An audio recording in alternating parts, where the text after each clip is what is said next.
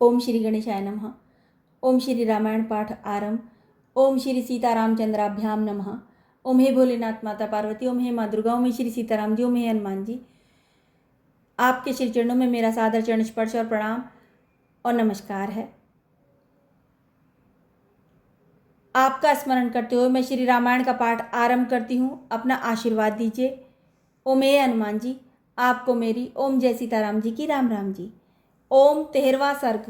ओम राजा का वशिष्ठ जी से यज्ञ की तैयारी के लिए अनुरोध। वशिष्ठ जी द्वारा इसके लिए सेवकों की नियुक्ति और सुमंत्र को राजाओं को बुलाने के लिए आदेश। समागत राजाओं का सत्कार तथा पत्नियों सहित राजा दशरथ का यज्ञ की दीक्षा लेना। ओम वर्तमान वसंत ऋतु के बीतने पर ओम वर्तमान वसंत ऋतु के बीतने पर जब पुनः दूसरा वसंत आया तब तक 1 वर्ष का समय पूरा हो गया। उस समय शक्तिशाली राजा दशरथ संतान के लिए अश्वमेध यज्ञ की दीक्षा लेने के निमित्त वशिष्ठ जी के समीप गए। उस समय शक्तिशाली राजा दशरथ संतान के लिए अश्वमेध यज्ञ की दीक्षा लेने के निमित्त वशिष्ठ जी के समीप गए।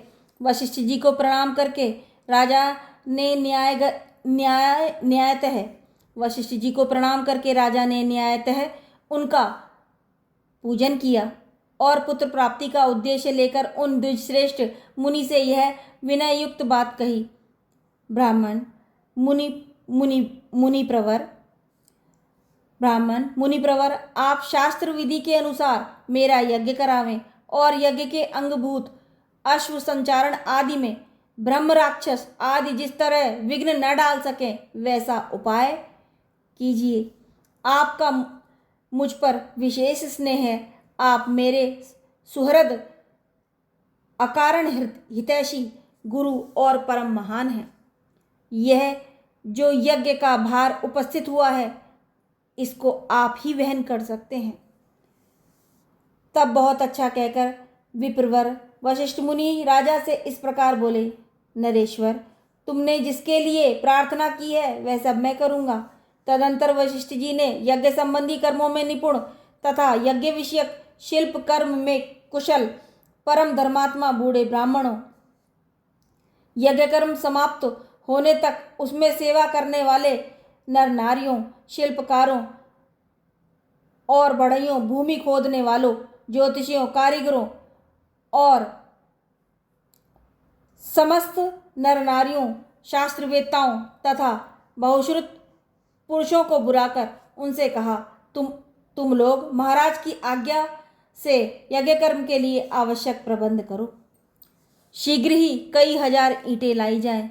राजाओं के ठहरने के लिए उनके योग्य अन्नपान आदि अनेक उपकरणों से युक्त बहुत से महल बनवाए जाएं। ब्राह्मणों के रहने के लिए भी तथा समस्त नर नारियों के रहने के लिए सुंदर घर बनाए जाएं। वे सभी गृह बहुत से भोजनीय अन्नपान और उपकरणों से युक्त तथा आंधी पानी आदि निवारण में समर्थ हों। इस तरह पूर्ववासियों के लिए विस्तृत मकान बनने चाहिए। दूर से आए हुए भूपालों के लिए पृथक पृथक महल बनाए जाएं। इस तरह सभी पूर्ववासियों के लिए विस्तृत मकान बनने चाहिए। दूर से आए हुए भूपालों के लिए पृथक पृथक महल बनाए जाएं। घोड़े और हाथियों के लिए भी शालाएं बनाई जाएं। साधारण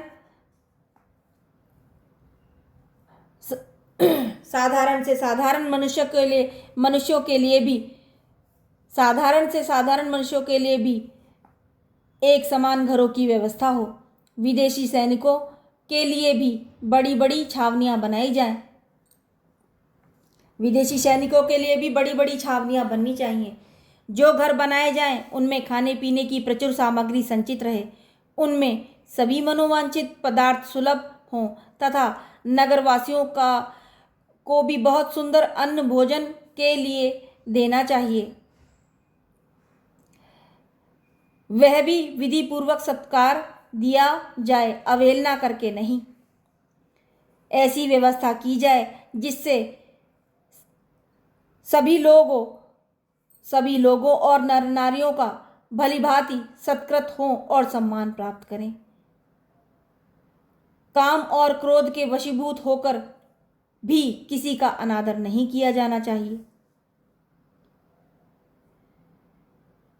जो शिल्पी मनुष्य यज्ञ कर्म की आवश्यक तैयारी में लगे हों, उनका भी अच्छे से छोटे बड़े ख्याल रखकर विशेष रूप से समादर करना चाहिए। जो भी लोग इस यज्ञ की तैयारी में हों, उनका संपूर्ण अच्छी तरह से आदर सत्कार करना चाहिए। वे सब परिश्रम पूर्वक कार्य करेंगे। उनका किया गया कार्य सुंदर ढंग से संपन्न होता है। उनका कोई भी काम बिगड़ नहीं पाता।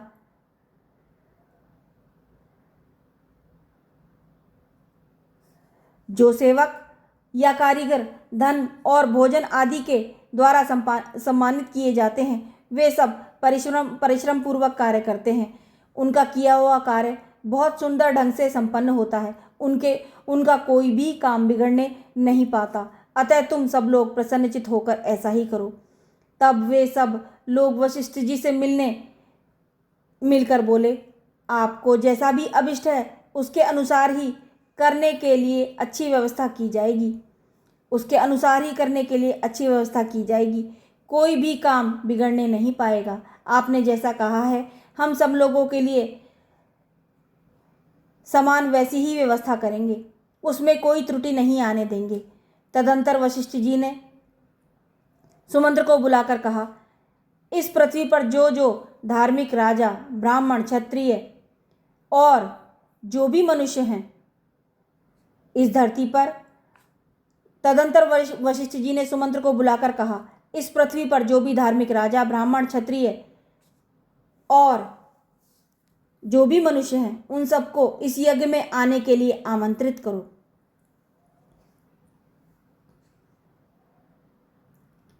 सब देशों के अच्छे लोगों को सत्कार पूर्वक यहाँ ले आओ।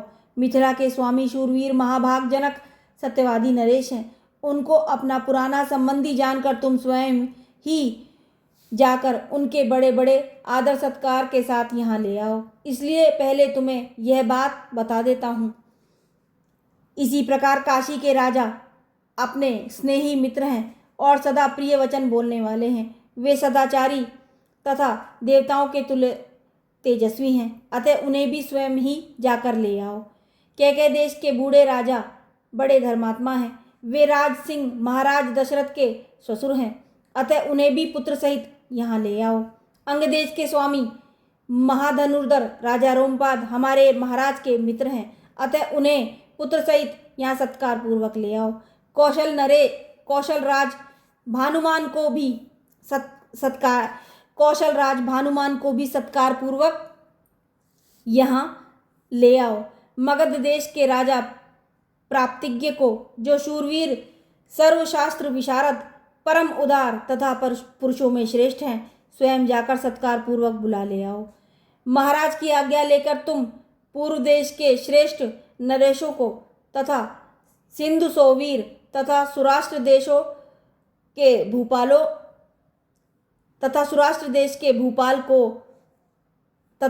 देश के भूपालों को यहाँ आने के लिए निमंत्रण दो।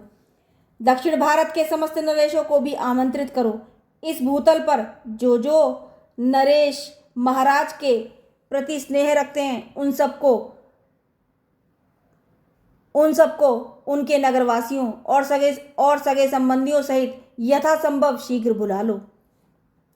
महाराज की आज्ञा से बड़भागी दूतों द्वारा इन सबके पास बुलावा भेज दो। वशिष्ठ जी का यह वचन सुनकर सुमंत्र तुरंत ही अच्छे पुरुषों को राजाओं को बुलाहट के लिए जाने का आदेश दे दिया। वशिष्ठ जी का यह वचन सुनकर सुमंत्र ने तुरंत ही अच्छे पुरुषों को राजाओं की बुलाहट के लिए जाने का आदेश दे दिया। परम बुद्धिमान धर्मात्मा सुमंत्र वशिष्ठ मुनि की आज्ञा से खास खास राजाओं को बुलाने के लिए स्वयं ही गए। यज्ञ कर्म की व्यवस्था के लिए जो सेवक नियुक्त किए गए थे उन सब ने आकर उस समय तक यज्ञ संबंधी जो जो कार्य संपन्न हो गया था उस सब की सूचना महर्षि वशिष्ठ को दी। यह सुनकर वे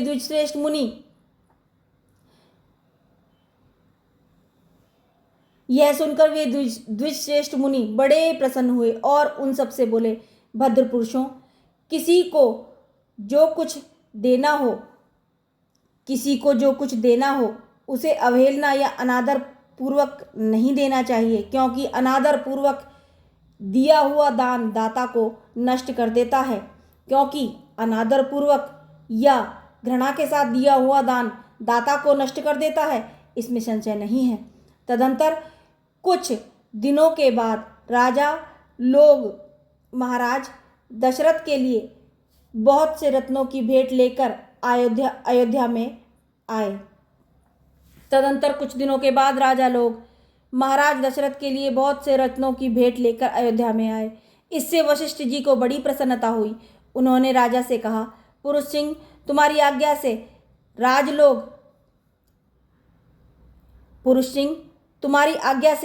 लोग जितने भी राजाओं को आपने निमंत्रण भेजा था यहाँ आ गए हैं। नृपश्रेष्ठ, मैंने भी यथायोग्य उन सबका सत्कार किया है। हमारे कार्यकर्ताओं ने पूर्णतः सावधान रहकर यज्ञ के लिए सारी तैयारी की है। अब तुम भी यज्ञ करने के लिए यज्ञ मंडप के समीप चलो। राजेंद्र, यज्ञ मंडप में सब वांछनीय वस्तुएं एकत्रित कर दी गई हैं। आप स्वयं चलकर देखें। यह मंडप इतना शीघ्र तैयार किया गया है मानो मन के संकल्प से ही बन गया हो। मुनिवर वशिष्ठ और ऋषिशृंग दोनों के आदेश से शुभ नक्षत्र वाले दिन को राजा दशरथ यज्ञ के लिए राजभवन से निकले। तत्पश्चात वशिष्ठ आदि सभी श्रेष्ठ द्विजों ने यज्ञ मंडप में जाकर ऋषिशृंग को आगे करके शास्त्रोक्त विधि के अनुसार यज्ञ कर्म का आरंभ किया। पत्नियों सहित श्रीमान अवध नरेश ने यज्ञ की दीक्षा ली। तत्पश्चात वशिष्ठ आदि सभी श्रेष्ठ द्विजों ने यज्ञ मंडप में जाकर ऋषिशृंग को आगे करके शास्त्रोक्त विधि के अनुसार यज्ञ कर्म का आरंभ किया। पत्नियों सहित श्रीमान अवध नरेश ने यज्ञ की दीक्षा ली। इस प्रकार श्री वाल्मीकि निर्मित आर्ष रामायण आदि काव्य के बाल कांड में 13वां सर्ग पूरा हुआ। ओम जय सीताराम जी।